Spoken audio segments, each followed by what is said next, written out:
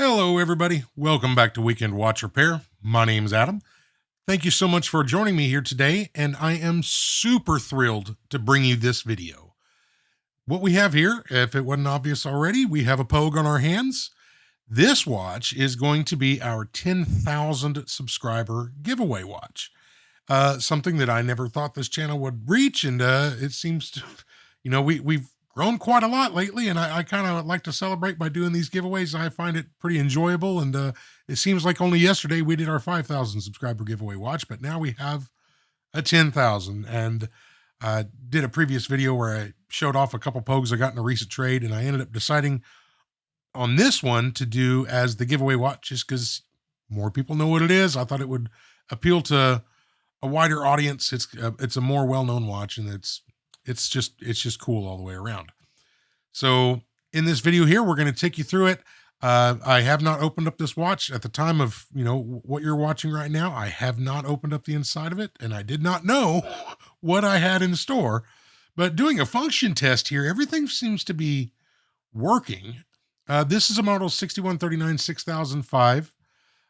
In the video where I discussed which watch we were going to give away, we referenced this as a true Pogue, a resist dial model 6005, and everything on the outside looks great. I mean, you can see that dial is pretty aged, as most of them are.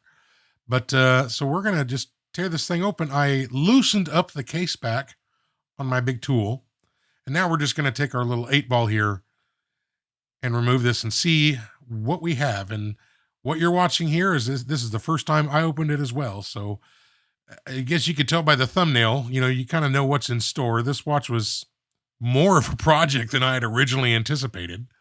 But at the time, I just opened it up, and we take a first glance inside, and I'm thinking, man, that does not look half bad. Pretty clean looking. We'll go ahead and remove the bracelet. That's an original Seiko bracelet, actually, which is pretty cool. Get that other one out of the way.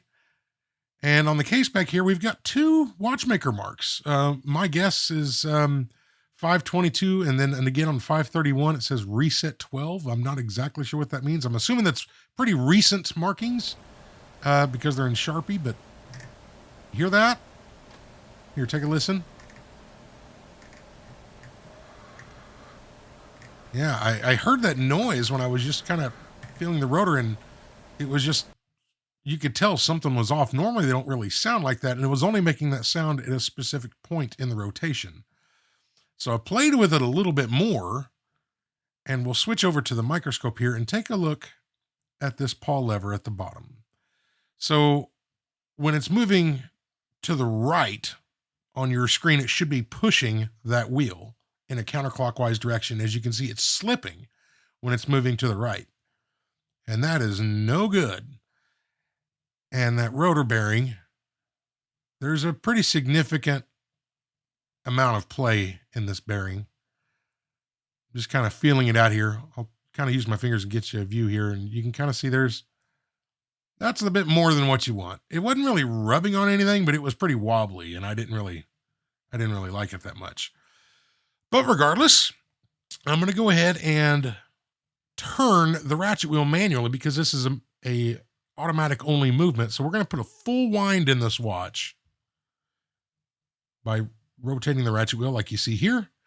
And now we can move it over to our Timegrapher and just get a base reading. So I put it on the Timegrapher, and you can see that signal light's blinking, but we're not getting anything. just nothing. So I thought maybe I need to turn up the sensitivity, the gain on the microphone. And normally, I mean, you can have some cases where it's hard to read, when the watch is in the case, it doesn't hear the signal good. But normally on these Pogues, these machines will pick it up just fine. But yeah, you can take a look here. It picks up the signal for a second and then drops it. And when it does pick it up, it is all over the place. And this watch is just a mess. I don't know any really other way to put it. Actually, as we get into this, it's amazing this watch even ran at all. But if you kind of look at that balance wheel, you can see it's not acting right. I mean, you saw we put a full wind in this thing, and that thing's just barely moving along. Problem number 2.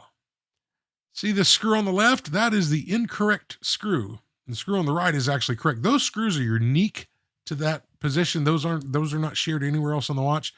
And somebody at some point just kind of found one that fit and didn't put the right screw in. And ironically, I literally like a month ago, someone was asking me about those screws. And I said, yeah, I've got a spare one.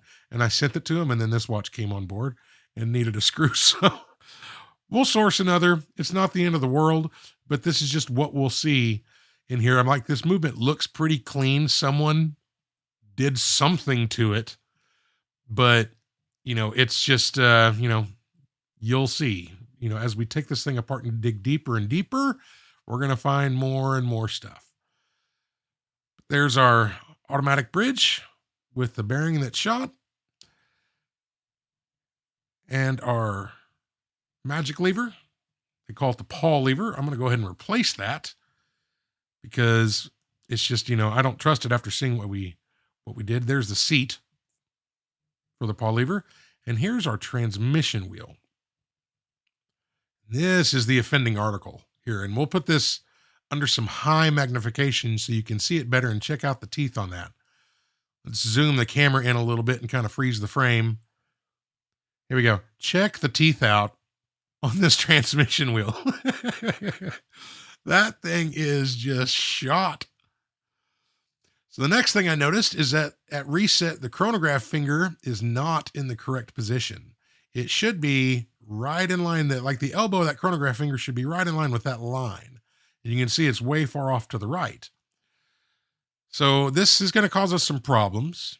That chronograph finger should, when it engages the minute recording wheel, should engage at 1/4 to more than 1/4 to no more than 1/2 of the width of the tooth.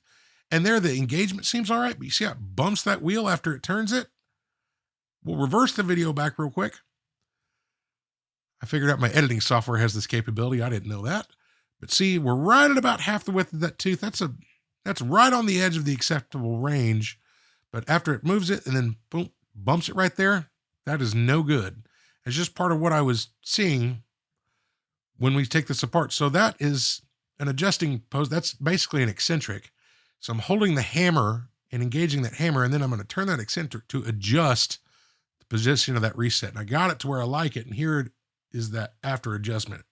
A little bit less engagement there on the tooth, which is good, and everything clear. So repair 1 is in the books, and we haven't even taken this watch apart yet, but now it's time to remove our movement ring. So we depress both pushers, and then we can pull this movement ring out. A bit easier to do with that spring that's on it removed, but it came out all right.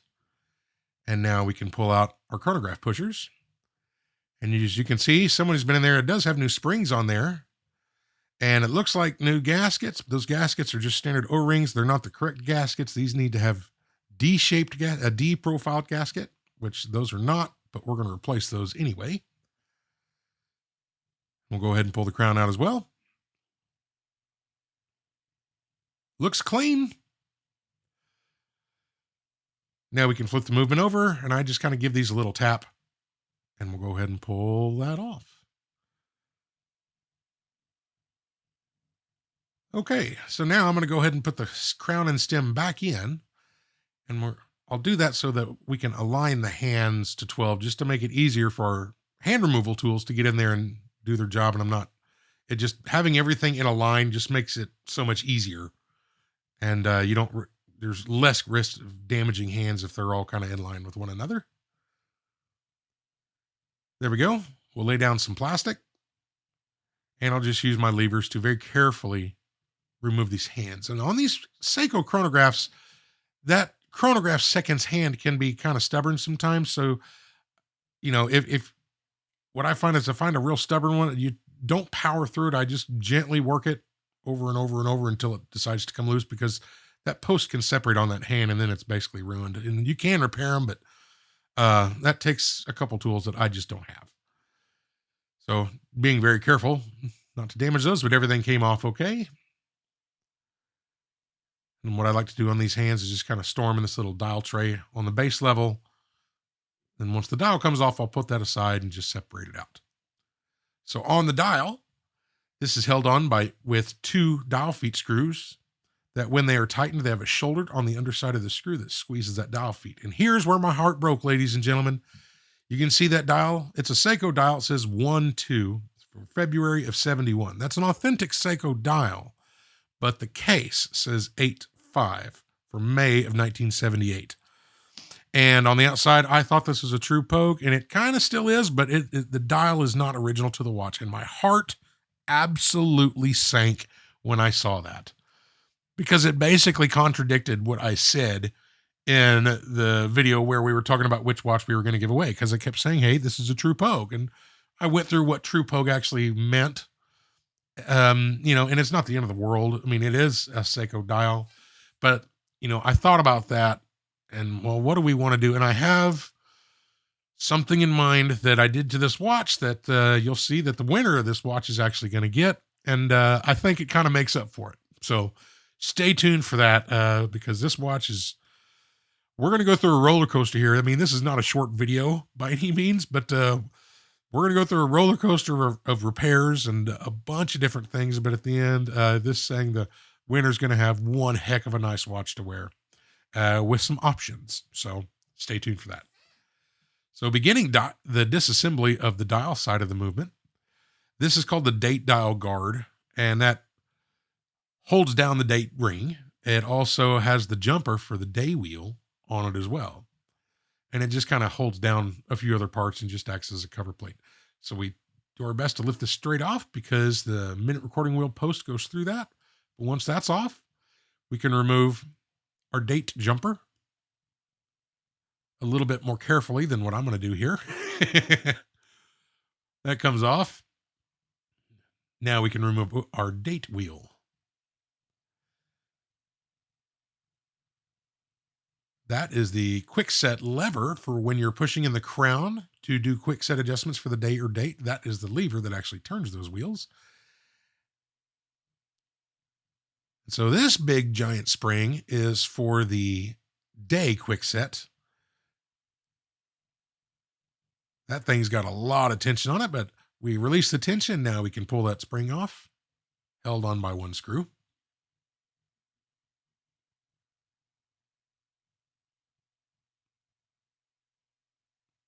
There we go. Next up is this minute wheel bridge. And so if you're doing these, the screws on this minute wheel bridge they're unique screws. So, and they do not go in each other's slot. This one I'm pulling out here is a recessed screw. So it's got the underside of the head is cut into a recess, and the other one is just a flat-headed screw. So we need to make sure those go back they will thread into either hole, but they won't hold everything down properly, and it'll cause you some spacing issues if you get the wrong ones in the wrong hole later. But with those out of the way, I loosen the 2 screws for the setting lever spring, and goodness, look at all that grease. Wow. But anyways, with those screws loosened, we release tension on that, and then now we can pull both of those screws out without fear of that spring pinging off. And if it did, that one wouldn't ping off too terribly far, and it's a rather large part. Would not be difficult to find, but it's just common practice the way I just like to do those that way now. But what do you think? They put enough grease on there, and 99% of it is in a spot where it's not needed. Now we can remove our yoke and yoke spring. That's the setting lever, covered in grease. Now we can pull our stem out one more time.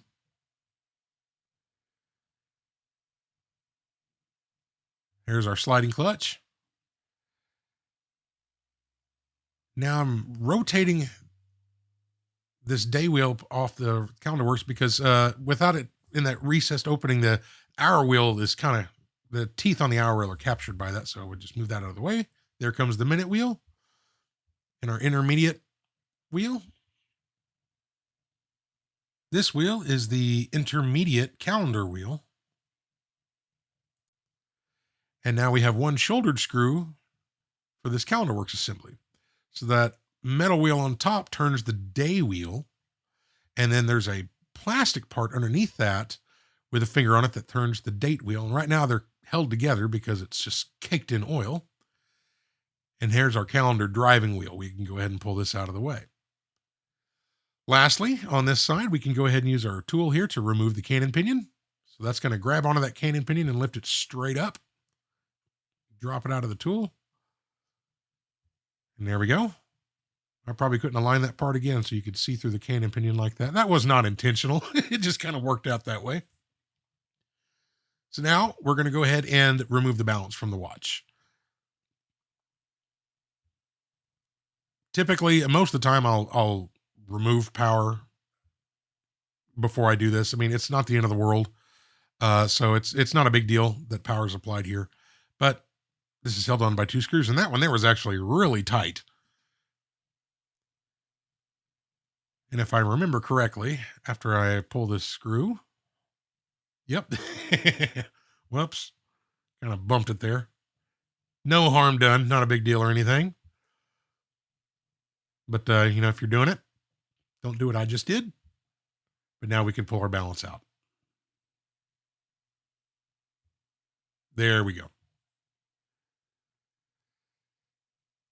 Now I'm going to remove the chronograph bridge. And what I like to do here is I'll remove 1 or 2 screws. I think I did 2 first on this one. We'll go ahead and remove these first 2 screws. But the hammer click spring on the right side of that, there's some tension on that. And so if all 3 screws are removed, that plate has a tendency to pop and fly, and there's some wheels underneath it. So before the last screw comes off, I like to take that hammer click spring and just move it on top of the hammer post, just like that. So as I unscrew this last screw, you can see how the wheel just kind of raises up very gently.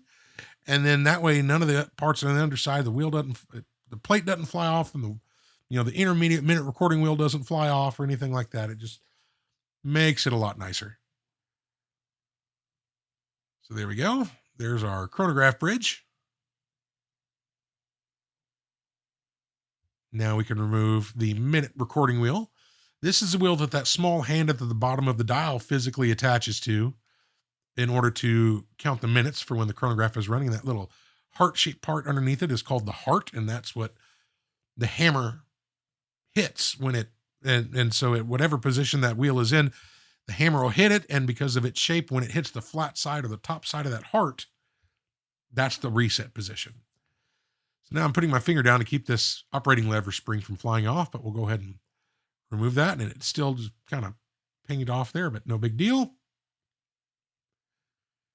And now we can remove our hammer spring. And there's a bit of fibers or hairs, or it's too small to be a hair. It's something like a long dust fiber or something on there. But there's our hammer spring. Now we can remove our hammer.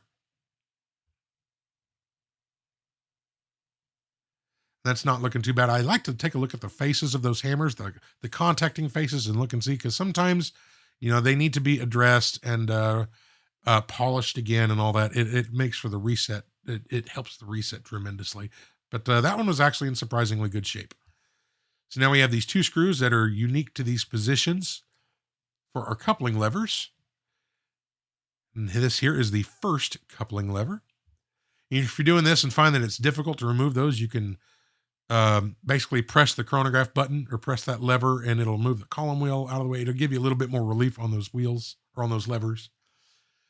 But now we can remove the ratchet wheel, and self-evident at this point, I have removed power from the watch. I just didn't make it in the video, but the ratchet wheel screw is removed, and here comes our ratchet wheel.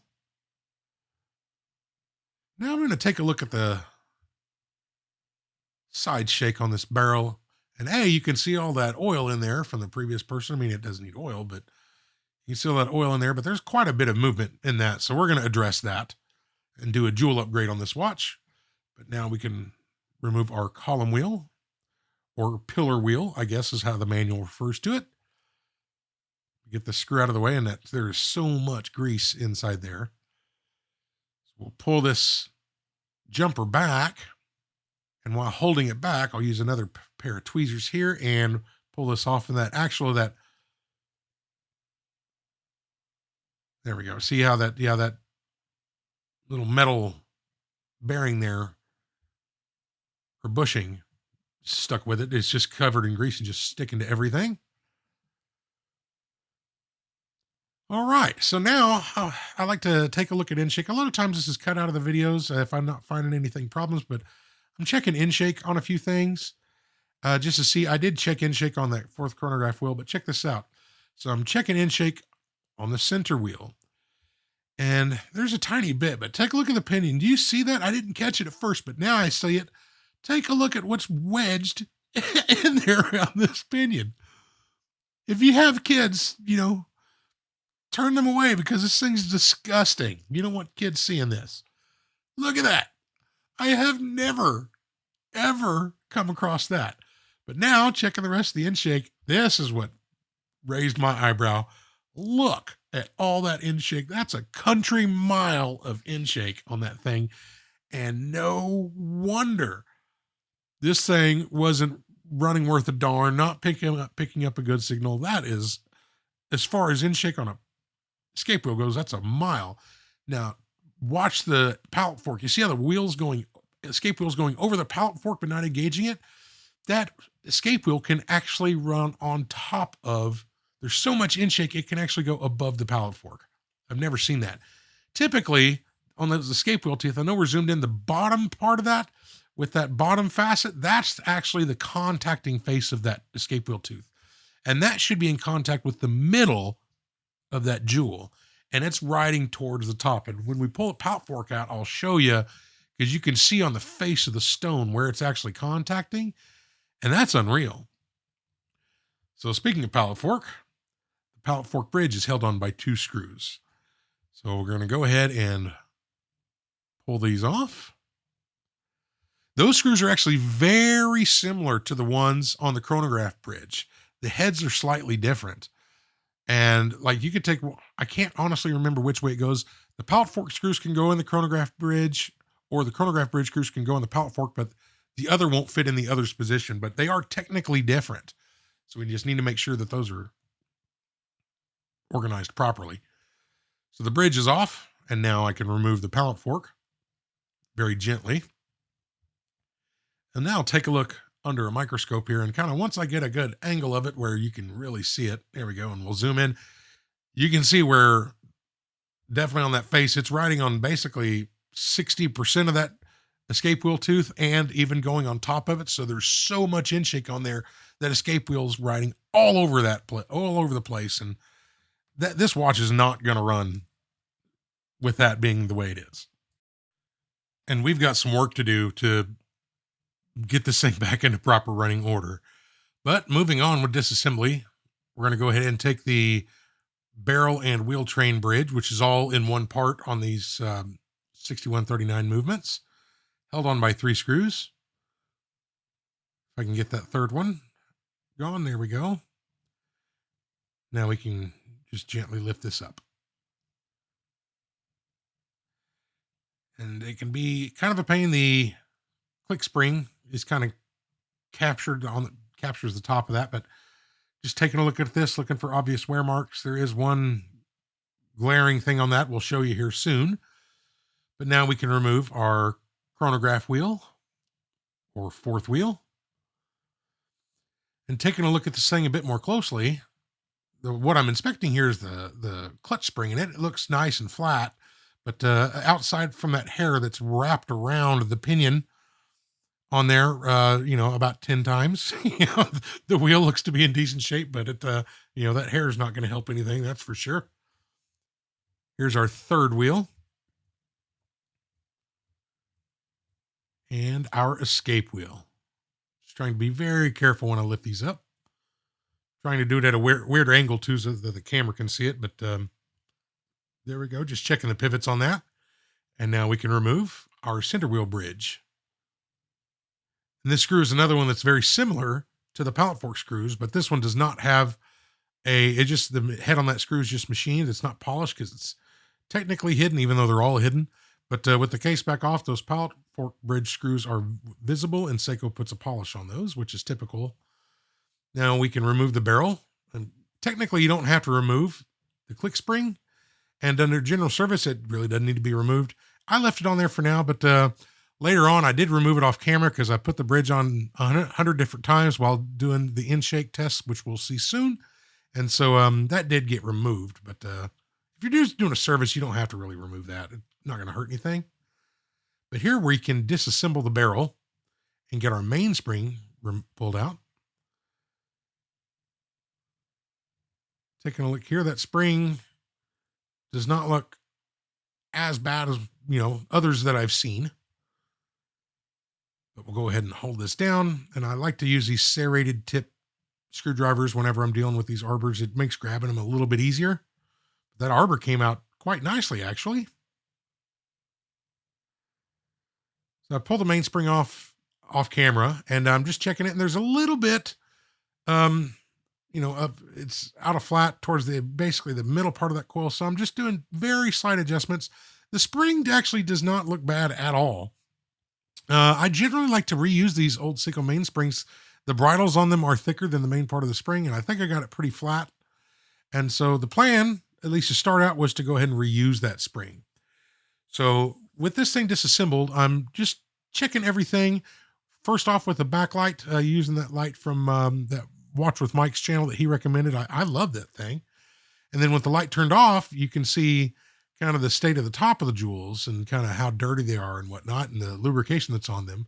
So with the light on, it's easy to check for cracks and all that. And with the light off, it's easy to check for, oil.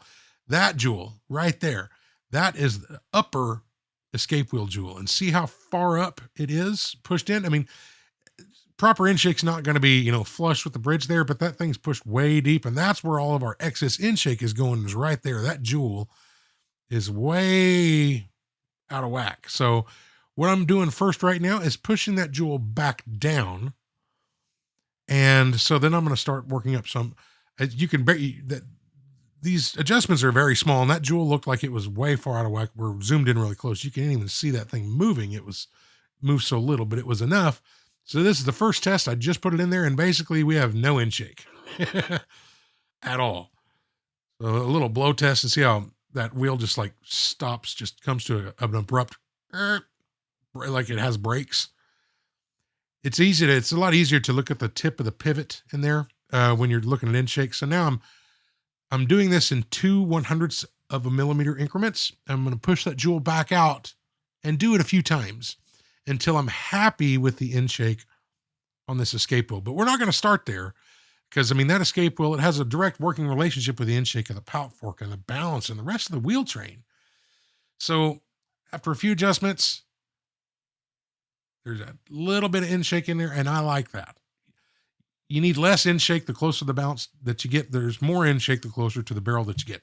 This is the pallet fork bridge, and you can see the jewel is sitting proud on the underside of that because there was no inshake on the pallet fork, and there was a mile of inshake on the escape wheel. So we adjusted that.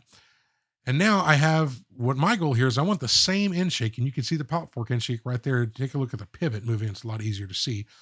I have the same amount of inshake between the pallet fork and the escape wheel. You want those to be about the same. And you can also see now where that teeth is engaging with the pallet fork stone. And also I double checked inshake on the balance, and I'm making sure that the impulse jewel, the height of the impulse jewel is correct. The safety pin on the pallet fork is in perfect alignment with the roller table on the balance. And that looked good. Speaking of this balance, I noticed the right side of that hairspring looks high. It's riding a bit high. The spring is not flat. So I'm very carefully going to make a slight adjustment right at the stud. And, that was a kind of a one and done thing. I was pretty happy with that. I'm going to keep all this in one single shot. So bear with me as I kind of have to readjust focus whenever I move it manually. But the hairspring can look flat from one angle, and if you turn the movement, look at it from a different angle, it can be all out of whack. So what I'm doing here is I'm just going to keep this in one shot, but checking it from multiple angles to make sure that hairspring is truly flat all the way around. And so from those two, it looks pretty good. I'm going to, turn it 180 degrees and kind of check it from the underside here and adjust my focus a bit. So there we go. And now I'm really liking that now that hairspring looks a lot flatter than it was. And it wasn't out by a lot, but it was noticeable.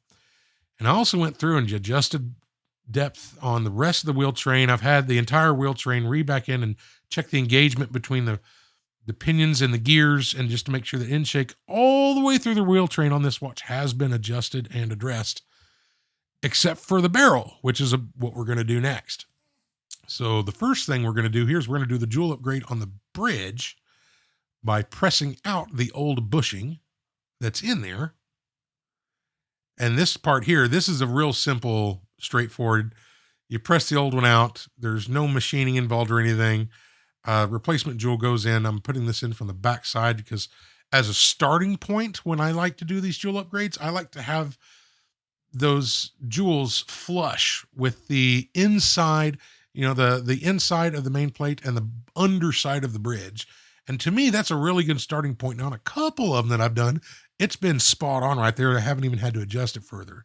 But generally, you're pretty close there, I find.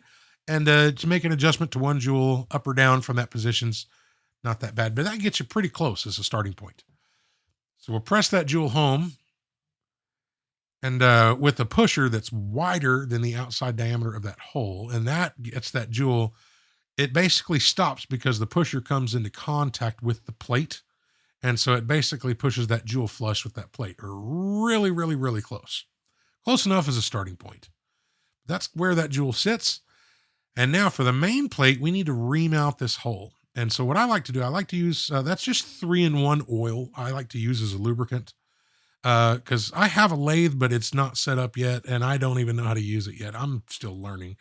So I'm using a Sights jeweling tool here, and I'm going to bump it up in stages with reamers. This is a 1.09 reamer, the first one, and then we're going to bump this up to 1.19, 29, 39, 49, ending in 1.59 millimeters.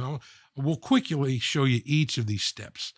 But I like to have just a very light coat of oil on that reamer when I do it, and it just helps with everything.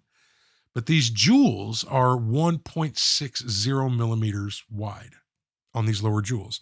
And so if you machine it out to 1.59, that 1/100th of a millimeter will act as the tension, because these are press fit in. They're held in there just by the jewel being slightly larger than the hole you're trying to squeeze it into.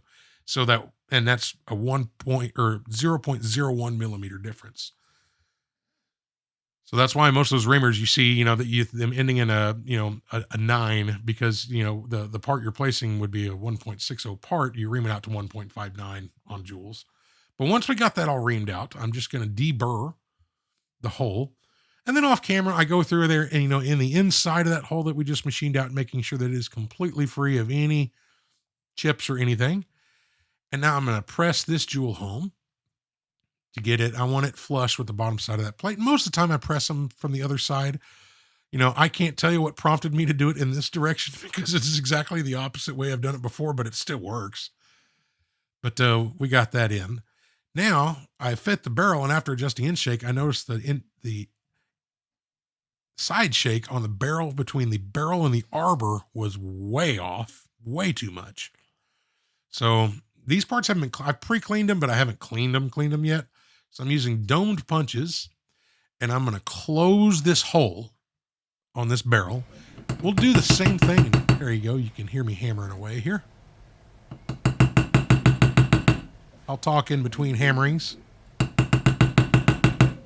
One more hammer to go. Okay.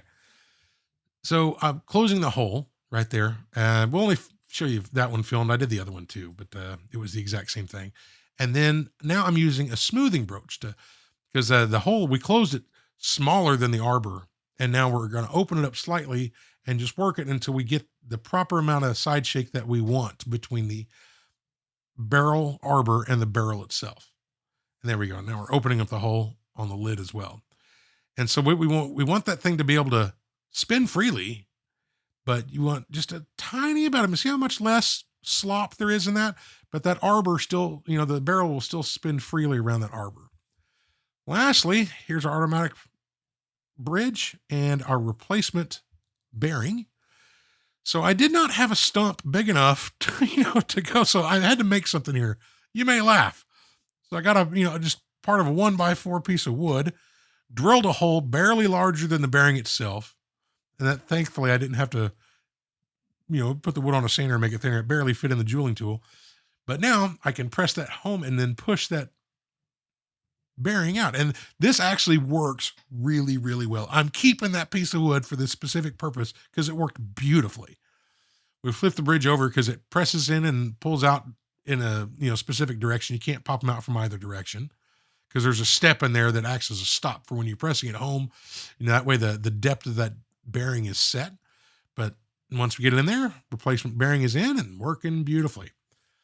Lastly, or second to last rather, this movement ring, I noticed, it's filthy right now, but the tension spring on the movement ring is rusted, which is normally the first thing to go on these, but I'm not reusing that. So I just want to show you that we're going to replace that spring. And lastly, I was removing the stones from the balance before cleaning. I noticed this one here. You can see how the oil is completely disrupted underneath that capstone.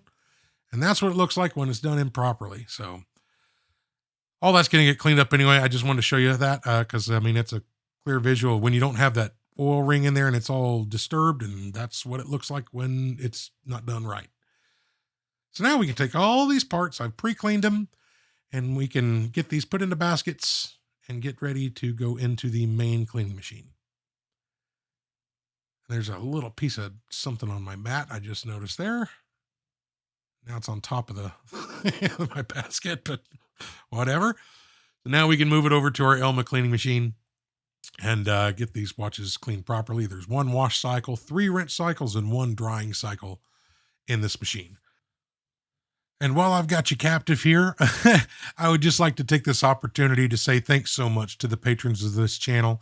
Your support means the world to me. I don't think I could do this channel without it. And it just means a lot. A special shout out to Steve, Guy, and Florian, our newest members. Thank you so much for supporting the channel. Folks, if you're interested, feel free to take a look. There's a link on your screen. I try to upload a bunch of free content on there, make things visible to everyone. Membership has benefits. There's ad-free videos and whatnot. But if you'd like to take a look at that link, and thanks again. So while that stuff was cleaning, just kind of take a look at these case parts. We pulled that gasket off there. That gasket didn't look like it was in bad shape, but all these gaskets are getting changed out for new ones. And there's a little bit of, surface gunk on this thing, which I'm going to take with pegwood. I won't show the whole thing, but I work that around and get all that nastiness off. And now we can disassemble the case. And so using some plastic, just to make sure I don't scratch anything or mar anything, I'm just using this opening tool. The notch to remove this is at about the 1130 position. There we go. That bezel lifted off. They're separated. Now we can lift that bezel off. And the underside of that bezel actually does not look bad at all. Looks pretty darn good. With that off, this crystal should just pop out. Yep. Okay, we'll get that out of the way. Now we can take apart. There's a few pieces in this case that we need to remove. First thing is this gasket. This is a Viton type material. I'm not sure what Seiko calls it. They don't make gaskets out of this material anymore because it wasn't cost efficient, but they don't dry out like old gaskets. That's a 50-year-old gasket. Outside of physical damage, if you don't physically damage them, they're good to go. That one there was just dirty, and there was some gunk on there. That's the gasket spacer ring or holder ring. Here's the bezel, and there's a tension spring on this bezel that goes between that gasket ring and the bezel and kind of keeps downward pressure on there. But there's I kept saying bezel, that's the rotating ring. And then there's that little spring. Lastly, taking a look at this case, we've got a little bit of rust on our hands. Just kind of doing some microscope footage here. I'm going to rotate this thing around so you can kind of get an idea in it. A lot of it, most of it all is in the threads for the case back. But most of it looks like pretty simple surface rust. I think we're going to be able to get it. Here's one more view just for the other camera. A little bit better lighting on it, so I figured I'd leave this footage in because it's a bit redundant, but not a big deal. What I like to do on these, with it on the inside of the case back, I like to start with a fiberglass pen. This pen is like a $6 part. The refills, you get a dozen of them for like $2, or probably a little bit more than that. It's not expensive at all. Then for the really stubborn stuff, I have this pair of brass tweezers I have relegated only for this function because it destroys the tips on them. But I just, you know, I don't have any risk of damaging the stainless steel case or the threads by using these brass tweezers, but I can really put some friction on this stuff and break up a lot of the stubborn stuff. And most 99% of that surface rust will come off with that method I found. But you got to have a pair of tweezers you're willing to sacrifice to the watchmaking gods and never use for handling parts again, because they don't have a prayer of being reliable. But you can see it, you know, it on those little individual stubborn pieces, it really cleans that stuff up and makes it a lot better. So after we get through all that, here you can take a look at this, and I think we got 99.9% of it, if not 100% of it, out of there. So now this thing's going to go get a very thorough cleaning, and because there's little fiberglass particles and junk in there. Lastly, they obviously replaced this crystal. There's a few marks on it. A couple of them did not clean off. They are actually tiny scratches or something, but I've got a new crystal for this watch, so we're going to go and replace that anyway. And I'm going to use this thing to kind of play with. I have a different idea on how to polish crystals and remove scratches a bit faster than polywatch, and that'll make for a good sacrificial crystal for that. So everything's out of cleaning. I'm sure you've seen me or other channels lubricate balance stones before, so I won't bore you with that. But I went ahead and did that, and now we're going to go ahead and put these balance stones back in here, and I'll just see me fiddle with the spring here. A couple videos ago, I did one with one pair of tweezers, and one person actually called it out in the comments, and they were like, you must have been feeling lucky doing it with one pair of tweezers, and I was. But not today. I knew exactly when I was doing this. I said, no, you better use 2 pairs of tweezers, Adam, unless you just want to go hunting for replacement springs. So we did, but we'll get the bottom one in.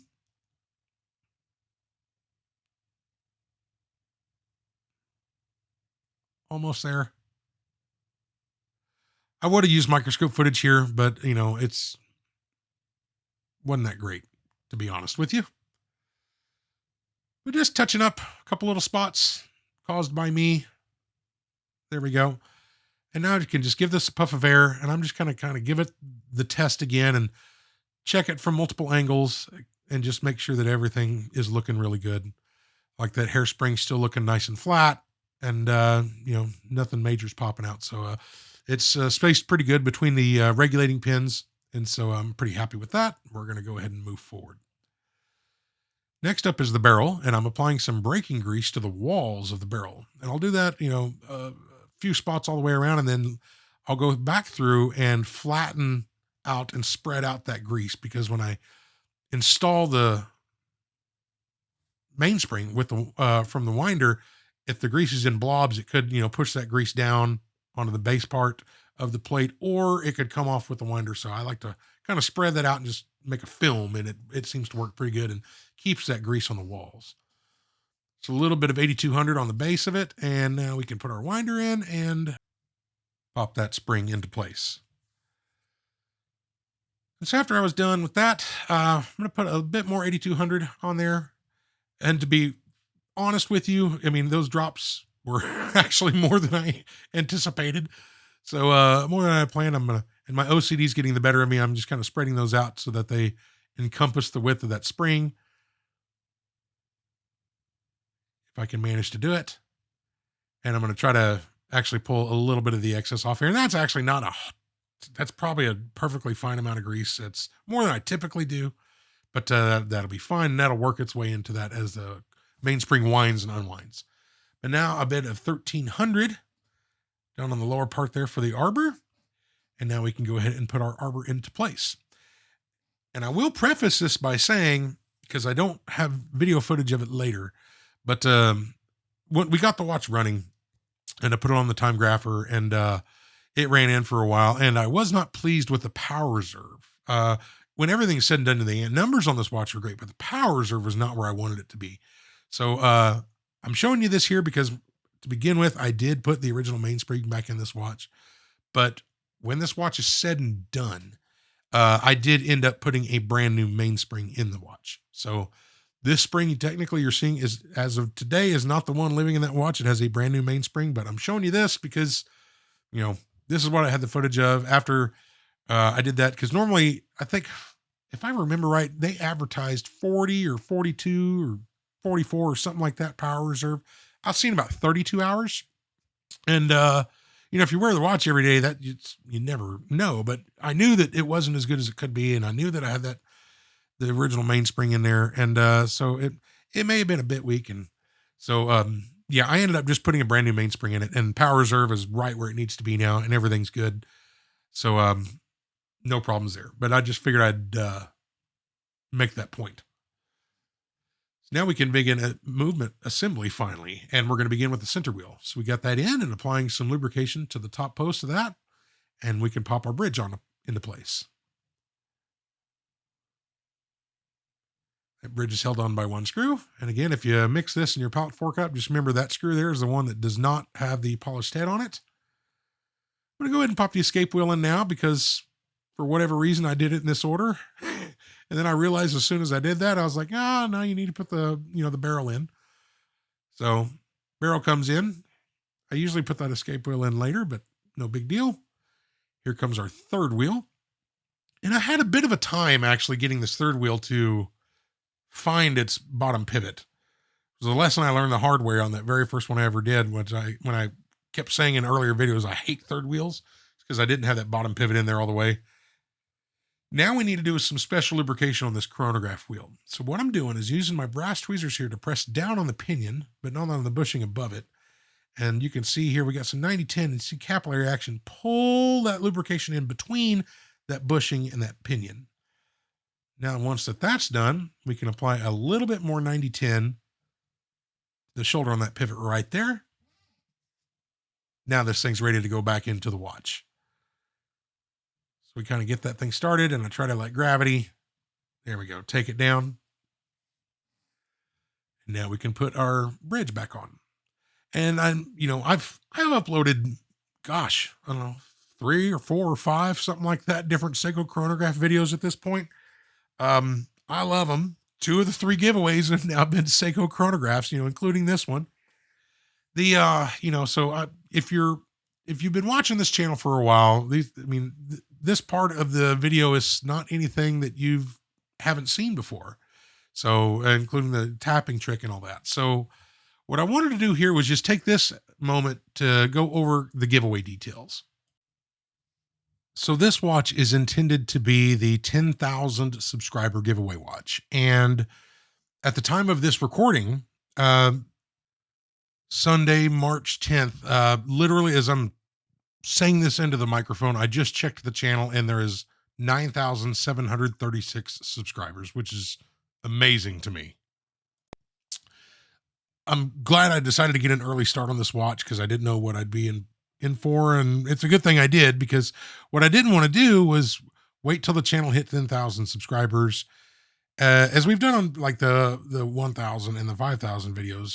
The videos were posted after the channel hit that milestone, which is fine. And then, give it 2 weeks or something for people to enter and then do the giveaway. And, originally that was the plan, but I said, you know what if I finish the watch and the video editing before the channel actually hits that milestone? Do I just sit on the video until then, or do I upload it? And so I thought, just upload it. So the plan is, today is the 10th. I should have the video posted to YouTube the 11th or 12th or 13th or something like that. The plan is by Sunday, March 24th, if the channel has reached that milestone, I will upload the winner announcement video on Sunday, March 24th. If it has not reached that milestone yet, we'll keep the video up and we'll do the giveaway once the channel hits that milestone on the following Sunday. Whatever day it hits the, that marker, that following Sunday, I will do the winner announcement. And there'll be, other videos in the meantime, but just kind of looking historically at analytics, which I find fascinating on YouTube. I think we're actually going to be pretty close to, if the people subscribe to the channel, which, hey, thank you so much if you have. It really does mean a lot to me, and I'm really humbled by it. But if the same amount of people do, each day, that it looks like it's been averaging out, that we'll probably, hit that mark around that time. And so I think the 24th is a pretty safe date, and it gives a little bit of time for this video to sit out there for enough time for, the regular viewers of the channel to come across it and enter to win the contest. So in order to win this watch, 2 criteria need to be met. And it's the same rules that we've had on all previous giveaways, which I think have ran really well. You need to be a subscriber to the channel. So if you haven't subscribed already, please do so. It means a lot. And all you need to do to enter the giveaway is, again, be a subscriber and leave a comment on this video. Once the channel hits 10,000 subscribers in the giveaway video, what I'll do is we'll tally up all the comments from the channel. What we'll do is we'll filter out duplicate users. So, feel free to leave 100 comments if you want, but what we'll do is we'll filter it out to unique individual users. And then we will use a random comment chooser and select the winner.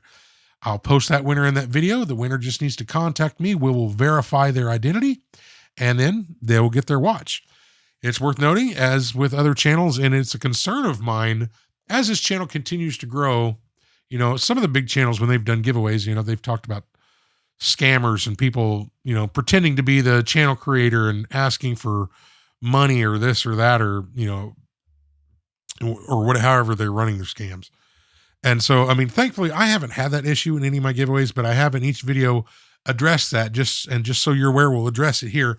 At no point during this giveaway will the winner ever be asked by me for any payment information or anything of the sort. This watch will be 100% free, including shipping. I will cover all shipping charges. It will be shipped fully insured. The winner will also, receive private communications from me with tracking info so they know where it will be, and we'll correspond. And thus far, I think the process has worked out really well. When the winner contacts me, we'll go through a simple step just to verify their identity. And once confirmed, we'll ship their watch. And we've had 2 previous winners, and I think they've been both pleased with the process. I know I have, and I've really enjoyed talking with them as well. They're very good folks. And so that's how we're going to run this giveaway. And I'll go through it again once we go through the video. But one thing I wanted to point out here, as I was rambling on about that, you probably saw a couple things out of order on that column wheel installation. What I noticed was, actually real quick, my OCD, I have to point this out. I'm applying some 9010 to the faces of the hammer, and check this out. I didn't slip. I went 2 for 2 without slipping. Just saying. And while I'm putting the spring in, sorry for the terrible footage, but I tend to, slip on these. So I use my fingers to hold it down here. I'm using very light pressure, but it makes for terrible video footage, but that's a safe way of installing a spring. But when I was putting on that column wheel, I noticed that the flyback lever on the reset pusher was backwards, and you can flip it 180 degrees as long as the column wheel is not already in place. So I only caught that after the fact, so I had to pull the wheel off and correct that. So you may have noticed when I was lubricating it, that was the first shot before I noticed it. And then magically the wheel was off and I was flipping that lever around and then reinstalling the column wheel. That's why. But so without that context, it may have looked a little bit weirder if you were really paying attention to that, but that's why that was like that. So went over the contest rules. Hope everyone understands. Yep, just leave a comment on this video and be a subscriber to the channel, and you are entered to win the watch 100% no cost to the winner. And I think our method is pretty reliable at this point. We've used it twice already in other giveaways. Both have been very successful. One person even made like an unboxing video and sent me a link to their channel. And if you go through the history on the community section, I actually posted a link to it. But that was the coolest thing ever, to see the reaction, to see that watch in their hands. That was just fantastic. I loved it. I absolutely loved it. So moving forward with this installation, we got the springs in, we got the hammer in, putting in the minute recording wheel, and this is the intermediate minute recording wheel, and it's kind of an extended pivot on the bottom of that, and that thing is kind of a pain to get in there because the only thing that keeps it standing upright is its engagement with the minute recording wheel. So you got to kind of hold your tongue right. There we go. As soon as I saw it sit there, I took my tweezers away real quick so I didn't bump it. But now we can go ahead and put on our chronograph bridge. And so this thing isn't, going to be a nightmare to put into place until I get that hammer click spring out of the way. So once I kind of get it close, I'll move that hammer click spring out of the way. and that allowed that plate to drop down. And I actually got pretty lucky there. I didn't really have to align anything. There's 3 pivots to align there, and all 3 of them were showing through, so that's good. So I'm just kind of keeping downward pressure on it as I get a couple screws in, and everything's looking pretty good. And then now I'll go through and just kind of tighten those up properly. Not a whole lot of tension, but just snug. Next up, we have the jumper for the minute recording wheel. So we'll get that into place, and that jumper actually looks like it's sitting properly. And now I'm applying some grease to the hammer click, or the post on the hammer, and then the hammer click spring. And I put more grease on there than is needed, and I'll go back later and I'll clean it up. And one thing I do on all these watches, and once I get the grease on there, then I'll move the hammer click spring to the other side of that hammer. There we go. Press it down. Perfect. And now I'm just going to do some function testing now that we have all that stuff engaged, and kind of work that grease in to where it needs to be. But one of the last things I do, and one of the things I forget to film most of the time on these Seiko chronographs, one of the last things I do is, before I put the case back on, is take some Rodico and just do one final check and just clean up any excess grease laying around. Kind of like that, just taking the excess off that hammer click spring right there. As we work that column wheel around, and that grease will kind of move in. And I'm going to test this thing 100 times before everything's said and done. And like, last thing I do before I put the case back on is just clean up the excess. So that does get done. It's not done yet, but it will be later. And I'm pretty sure I didn't film it on this one. But doing some wheel train lubrication, now that everything's in place, we have the barrel. There's our center wheel. You can see capillary action pulling that down. We're going to do our third wheel next, but the microscope footage was atrocious. And so we'll use that one. Now we can put a little bit of 90-10 on our escape wheel. Now it's time for the pallet fork to go in. So I'm trying to be very gentle, and with me being a lefty, and my cameras are set up directly in front of me and to the right side of me. So with me being left-handed, if I'm putting in that pallet fork, basically what we're doing here is completely not visible by either camera. So you have to be kind of overhead to see it on these movements. And that's why I'm using the microscope footage here, which isn't as good as, the clarity on the other stuff, because this is a really cheap camera, but you get the idea. So we get that on, we get the bridge put in place, and I'm just checking movement of the pallet fork to make sure everything's down there where it should be. Now I can switch over to the nice camera and get these 2 screws down here for the pallet fork.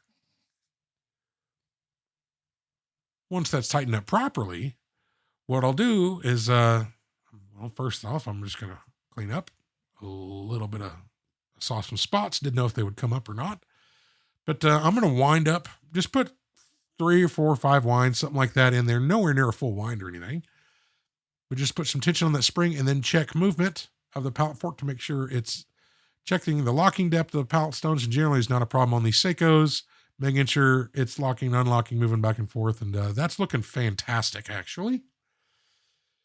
So now we can apply some escapement lubrication to the pallet fork. And so I know that backlight's bright, and that backlight on a scale from the light has the power level from 0 to 100. That's at number 5. And it's that bright. So it's, a testament to the poor quality of the camera or something. I don't know. So I recently purchased a different escapement lubrication. I've been using 9415, which is a grease, but a lot of that's really more meant for higher beat movements. So this is also a dedicated escapement lubrication. This is 941. And so in reading, a lot of that's recommended for, BPH is up to the 21,800. Is it 800 or 600? But then when you get to 28,000, then they're moving to grease. So I'm trying it on this. I've done one watch off camera with that as well. I'm liking it. It works fantastic. So that's Mobius 941. Now we got the balance in, and I can already tell. I mean, if you remember how that balance was swinging before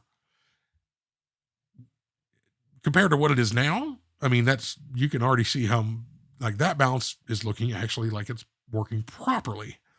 So could not be more pleased with that. We're going to move it over to the Timegrapher. So I have done 0 regulation. I put it on the Timegrapher to get a result after about 30 minutes of running. And I said, you know what? When the beat error was basically nothing. So amplitude starting at 244. It's going to come down into the 230s, but this is zero regulation, so it's moving a bit slow. That can be adjusted out. So 21,600. There you go. Beats per hour. So this is fantastic. We're still hanging in the 230s in amplitude. This is, again, 30 minutes after it's been running. I haven't touched this watch. It'll get the full treatment with regulation, but that's a fantastic starting point. I could not be more thrilled. And honestly, it was nerve-wracking because, I mean, we did a lot of repairs. And I'm one of the challenges I had learning, and it's still a challenge, right, is I'm self-taught. After I signed up for Mark Slovick's, everything I've learned after Mark Slovick's courses has been pretty much self-taught or through books.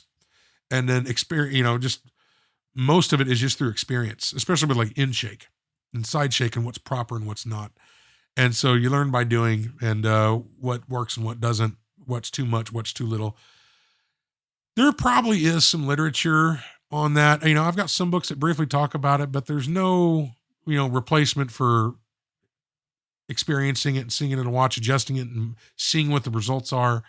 But we've addressed so many things on this watch. I was like, man, if the numbers aren't good, it's not like we fixed one thing and then we're going to go in there and then take a look at the numbers about, I know what I addressed. And we fixed 19,000 different things on this watch. But thankfully, I mean, everything, it looks like we did a good job, and numbers were great. So super thrilled with that. For whatever reason, I put in the yoke before the setting lever, but no big deal.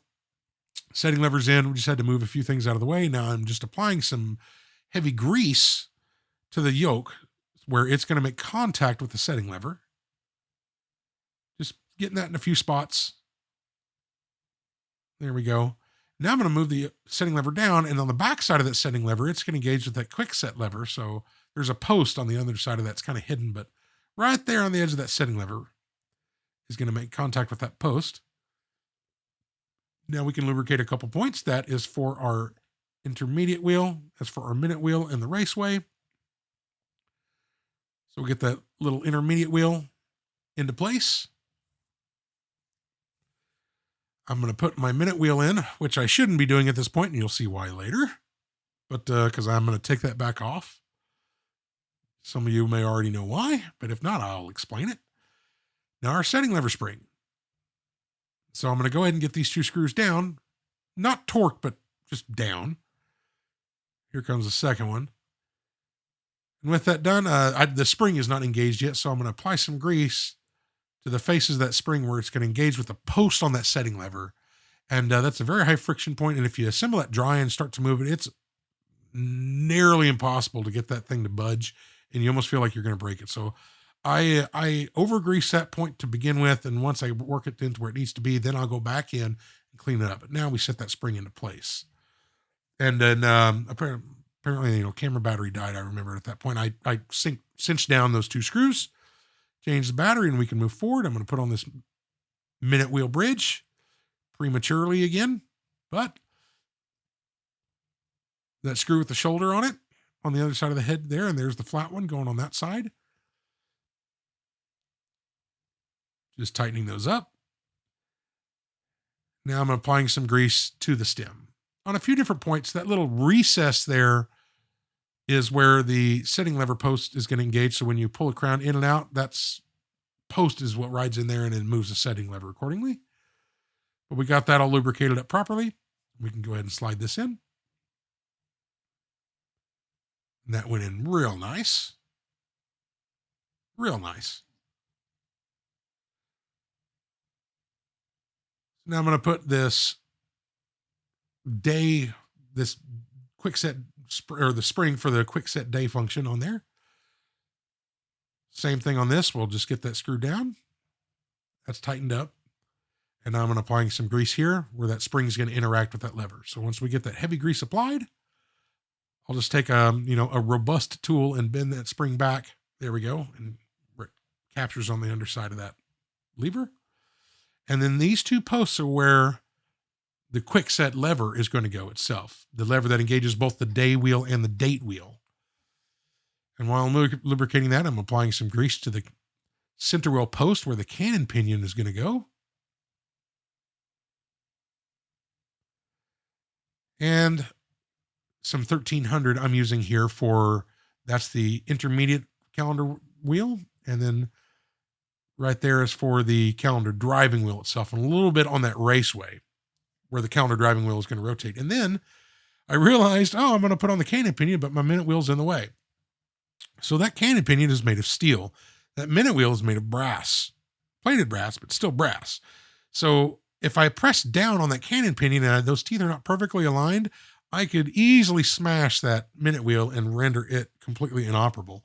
So I'm going to remove that out of the way and then put my cannon pinion into place, press it down,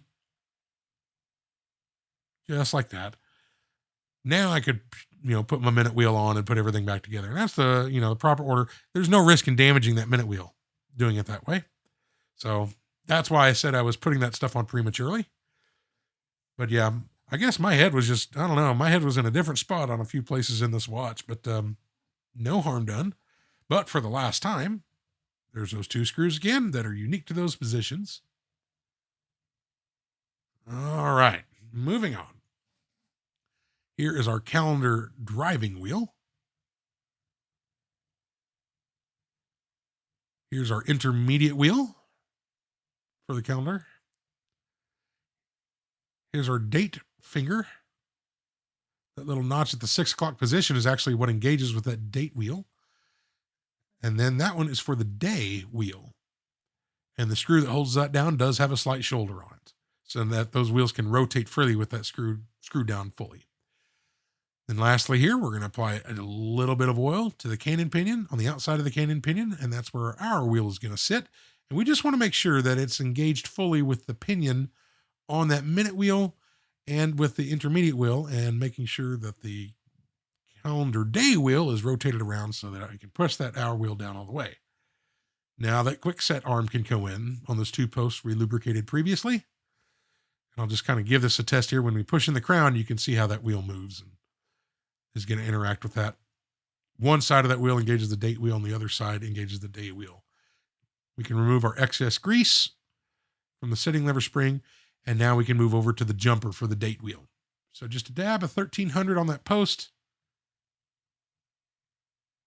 We can pop our jumper down, and I like to put a little bit of heavier grease on the tip of that jumper. We'll press that down, and it'll push against that inside wall on the main plate. Right there. Just make sure that thing doesn't raise back up on you. And before the date wheel goes on, I'm using that opportunity to put just the tiniest amount of 9010 on the contact faces of that jumper where the wheel's going to hit. And you may have saw it earlier. I saw that speck on the hour wheel. It was driving me crazy. So I got it, cleaned it up.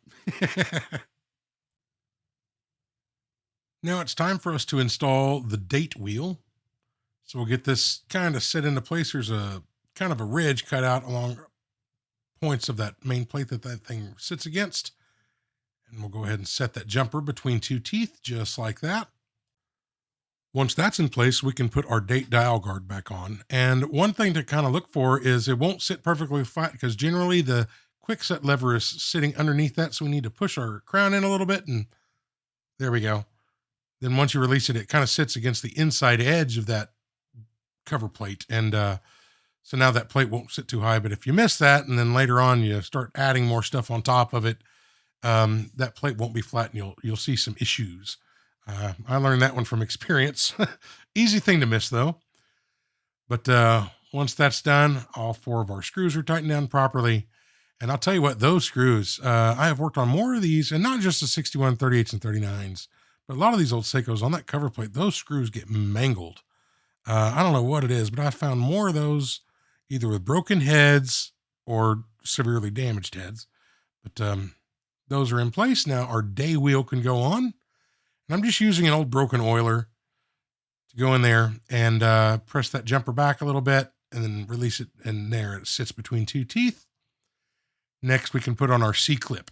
And these C-clips have a beveled side and a flat side.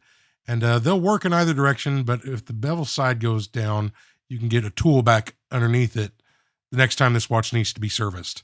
So always put those flat side up, beveled side down. But with that done, we can just test function of everything. I'm checking the quick set. The first 50% of the push in will turn the date wheel, and then pushing it in further will put in the date wheel. So here we go, folks. Here's that dial. And so here is the plan.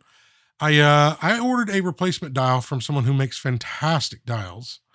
And so the winner of this watch, I'm going to put this new dial in because I'm not advertising this as a true Pogue at this point, because it had a Seiko dial, but not the original Seiko dial. I ordered this one, and then I opened it up and it said proof. And I'm like, oh, why does it say proof? I mean, it's a real pretty dial. It's gorgeous.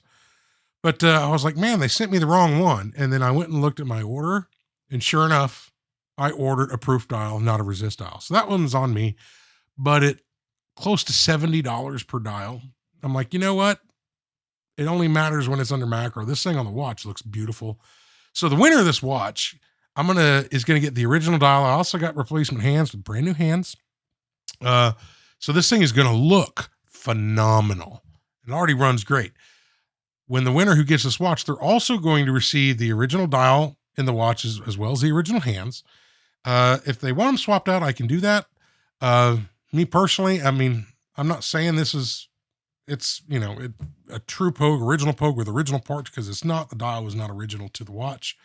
So I'm not advertising it as such, but it is a Pogue, and it's a gorgeous one. And with these hands and dial, this thing is just beautiful. I love it. If it was mine, I'd keep it this way, but you're going to get, with this watch shipment, another box in that package, and it's going to have the dial and hands carefully packaged up. So if at some point you decide you'd like that, the age look on those, well, those can be easily enough swapped out. So getting the case put back together, we got our rotating ring in and our tension spring, and now we got our holder ring in for the gasket. So that goes on top of that. And I cleaned this Viton gasket. One of these days I'm going to look up and see what Seiko actually called that material. Viton was a commercial, industry term, and, certain companies use that, but I don't think that's the term Seiko used, but it's the same material. But I cleaned this up with some IPA, and everything's looking pretty good. There's one little speck on there, but that got removed. And so this gasket's in beautiful shape, but we get the gasket down, and now I've got a brand shiny new crystal, a flawless crystal. We got that put into place, just making sure that it's flush all the way around and not pinching that gasket. And now I'm going to take a crack at getting this bezel centered. After the watch goes back together, it's easy enough just to pop that bezel off and make any adjustments, but I'm centering it the best I can right now. So moving over to the crystal press, I'm just using some plastic dies. We'll get that watch set in, and I'm going to cover the top of it with plastic right there. And it probably wouldn't scratch anything with these dies, but it's just better safe than sorry. So I'm just going to go ahead and make sure everything's centered up and watch this bezel pop down right there. There was a little click to it also, but that thing snapped into place just great. And case is looking pretty darn good. I really like it. It's time to recase this movement. So we'll get that put in, and I can already tell that thing is just looking sweet. I love this watch. I'll be honest with you. This thing's turning out pretty good considering where we started from. I'm really proud. So we got our pushers in. I got the correct D-shaped gaskets on there. The springs on this thing were brand new, so I'm reusing the springs that were in it, but they were perfect. They had clearly replaced those with whoever worked on this watch previously. Meaning, I hate to give that person credit considering, the shape of this watch and what was done to it, but they did put good springs on those pushers. I'll give them that. So those are in place. We're going to press both those pushers in at the same time, and we can put our movement ring back in. We'll just kind of get this thing centered up a little bit, and a little bit of a, it's pretty tight fit. That thing does not fit in there very loosely, so I'm just working that around and just making sure it's down all the way while keeping those pushers in. But once it's down fully, I can release the pushers, and that movement ring will retain that. So we have a replacement tension spring for the movement ring. And in hindsight, I knew this before I did it. It's way easier to install those before you put the movement ring in, but I didn't. So, I'm doing it here. So there's little kind of nubs all the way around that need to be kind of pressed into the movement ring, and they kind of they fit in there by tension. So I'm just working those around all the way, getting that thing in there. And I got pretty close, but there's one over by the balance that's just not all the way in, but kind of working that in, and that last one just snapped into place. So now that spring's in fully, and we can put our crown back in.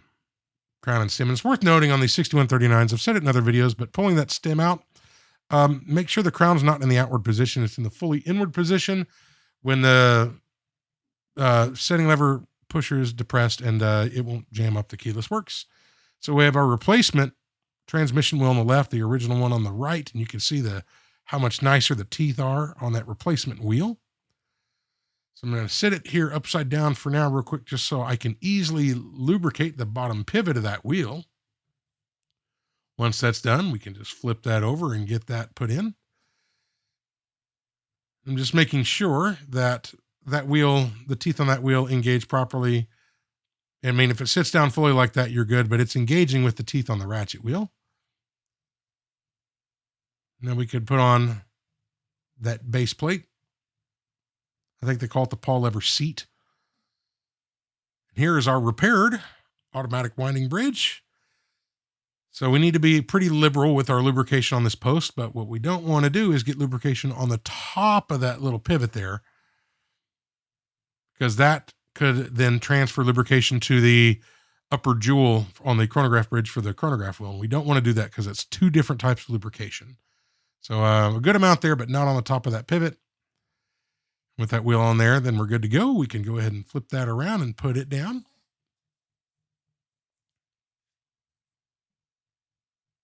There we go. Held on by 2 screws. And I'm going to hold this down, and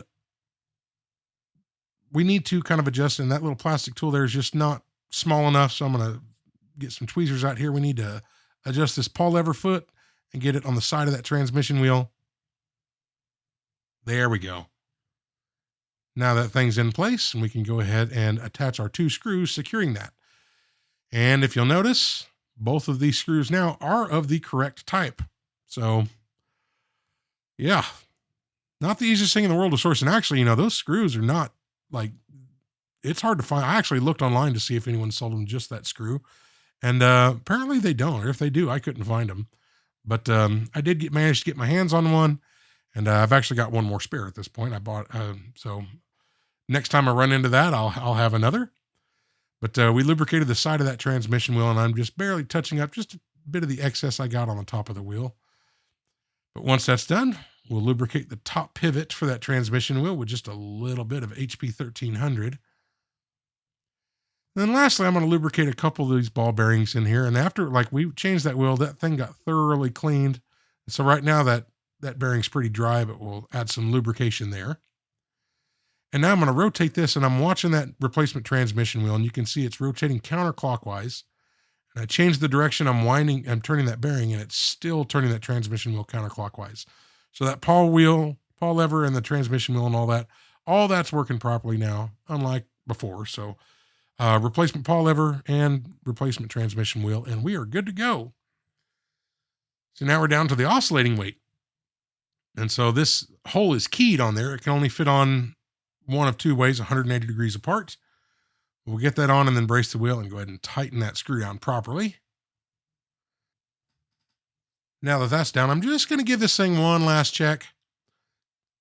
Make sure that winding feels good and it's working in both directions properly. And that's looking great. I can tell you, it feels excellent. And I'm sorry I didn't get a good count. I was checking this myself, but I was just checking this, the excess play on that bearing. And I mean, it's fantastic. I should have done it and recorded it better for the purposes of showing you, but I was just in full repair mode. And, that was just me double checking it to my point of view, but brand new gasket on that case back.